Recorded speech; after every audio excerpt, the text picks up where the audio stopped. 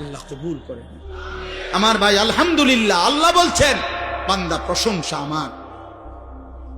চারিদিকের যে কোনো আয়োজন, তুমি যেখানেই তাকাবা আমার কথা যেন তোমার মনে পড়ে যে আমার রব দিয়েছে। জিদার দেখতা হো তু হি তো, হাজার মে সাজার মে তেরে রঙ্গ বু হে।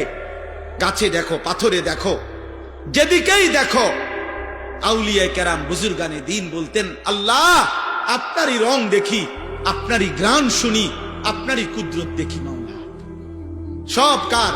আল্লাহ, সব আল্লাহ। আলহামদুলিল্লাহ রব্বিল আলামিন।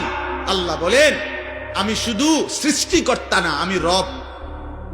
আল্লাহ শুধু সৃষ্টিকর্তা না, রব। রব রব মানে কি? পালন কর্তা। পালন কর্তা মানে কি? তাফসীরের মধ্যে আছে তাবলীগুশ শাইই ইলা কামালিহি শাইআন ফাশাইআন। অর্থ হলো কোন জিনিস অনস্তিত্ব থেকে অস্তিত্বে এনে, অস্তিত্বের প্রথম মুহূর্ত থেকে পূর্ণতার শেষ সেকেন্ড পর্যন্ত যিনি ওই সৃষ্টির যাবতীয় 24 ঘন্টা প্রতি মুহূর্তে যখন যা যতটুকু প্রয়োজন, সে বলুক বা না বলুক, চাক বা না চাক, জানুক বা না জানুক, দিতে থাকেন, তিনি হইল রব। এখন আমরা এই পৃথিবীতে একসময় ছিলাম না, আমাদেরকে এই পৃথিবীর অস্তিত্বে, এই সৃষ্টির জগতে এনেছেন কে?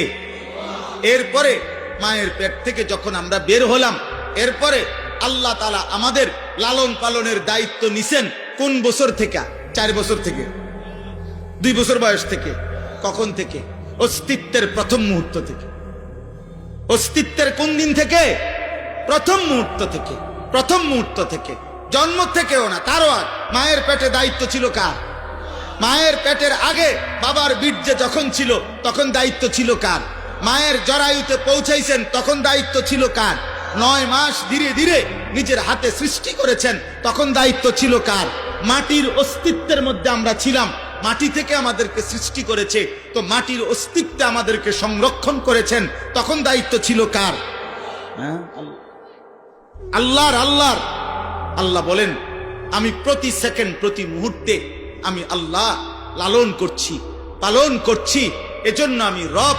তুমি বান্দা জানো না কখন তোমার কি লাগবে।